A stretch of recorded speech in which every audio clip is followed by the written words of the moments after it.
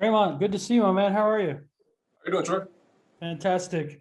Couple of questions. Have you gotten a feel for what this defense might look like with the additions of Darby? My Fuller's not there, but Darby, Pat Surtain, a healthy Von Miller. What is the optimism like with this group in terms of top 10, top five unit?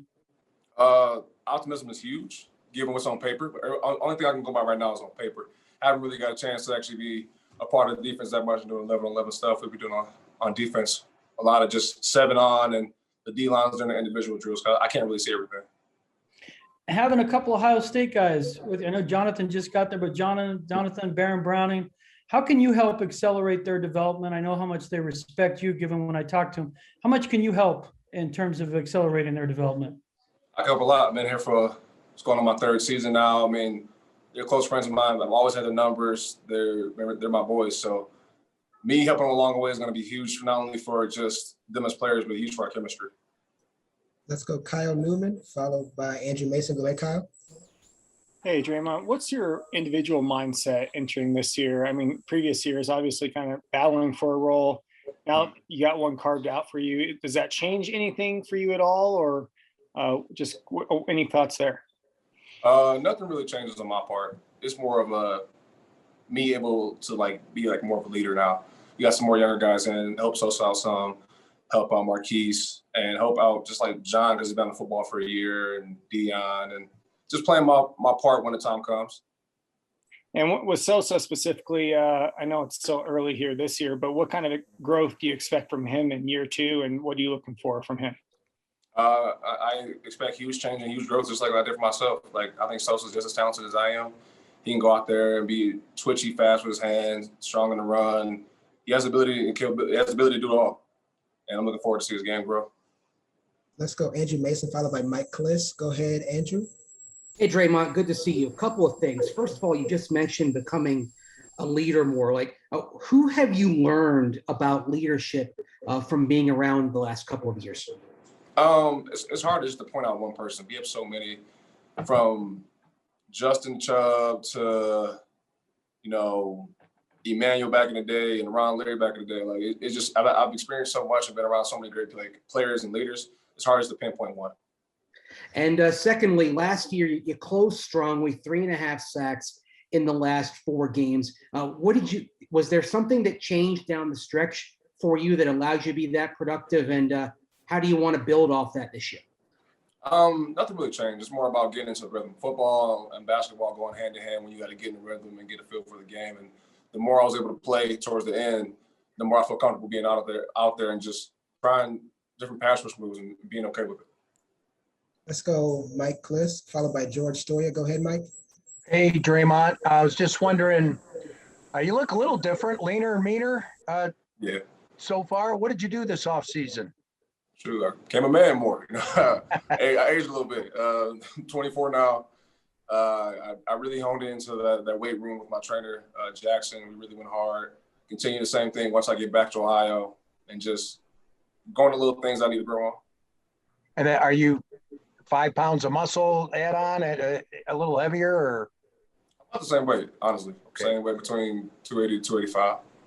And then also wanted to ask, the team just announced they're going to play their games in front of full capacity. The stadiums will be full this year. Your thoughts on that? Hell yeah, we needed that. That fan aspect is huge. I mean, last year was really weird, and when we got just a piece of that, we had a small capacity in the first couple of games. I can't remember. And when we lost that, I think that brought my morale down a little bit, because you don't hear the fans screaming. What they do for us is very important. We all can say, they all can agree with me and say, we appreciate what the Broncos country does for us. Let's go George Stoya, followed by Eric Dalala. Go ahead, George. I can't hear anything. George, are you there? Let's skip George and let's go to Eric Dalala. Go ahead, Eric. Hey, Dre'Mont, a couple of things for you.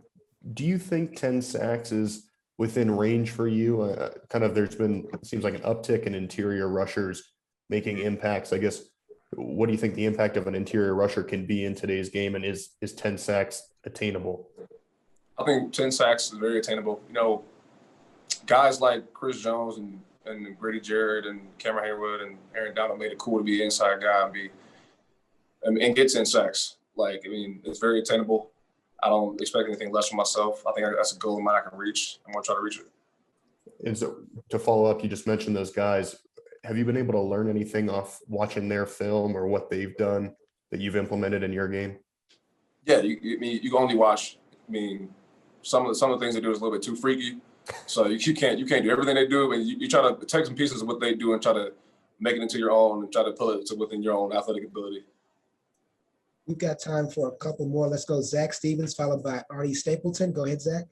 Hey, Dre'Mont, thanks for talking to us. We haven't talked to you since Shelby got his new deal. What's it mean to have him here for a couple of more years, and how does he open up your game playing next to you?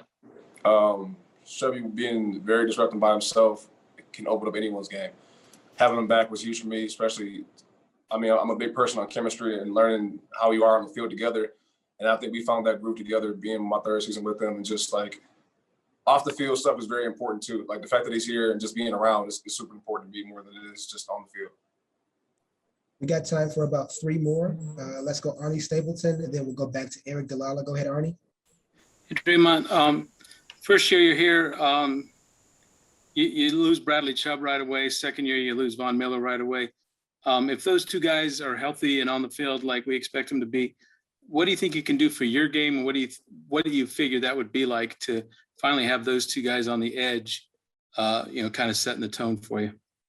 And because of what their name and what they've done, they'll make it really easy for me to get like those opportunities to get one-on-one matchups on those guards in the center when my time comes to be able to win, because the focus is definitely going to be on them. It's like it's obvious.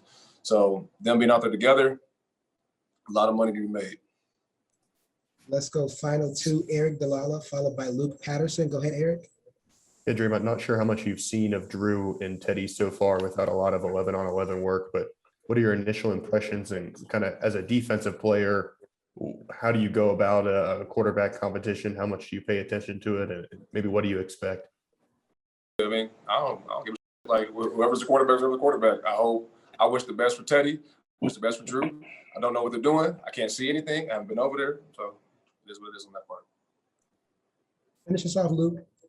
Hey, Dre'Mont, thanks for taking the time. You had a very productive season in 2020 with the 6.5 sacks, 11 quarterback hits as a pass rusher. Can you speak a little bit on Coach Fangio's defensive scheme that allows defensive ends and edge rushers to get after a quarterback so much? And it just seems like pass rushers really are excited to be in Vic Fangio's system. Can you talk about that? It's good having a head coach that pays attention to lots of defense. Makes it better than you. But with his schemes, it really opens things up. It allows us to get the opportunities. He's really big on stunts and finding up the matchups to be able to win. But overall, I think the coach has done a great job of molding us into his defense and making us good.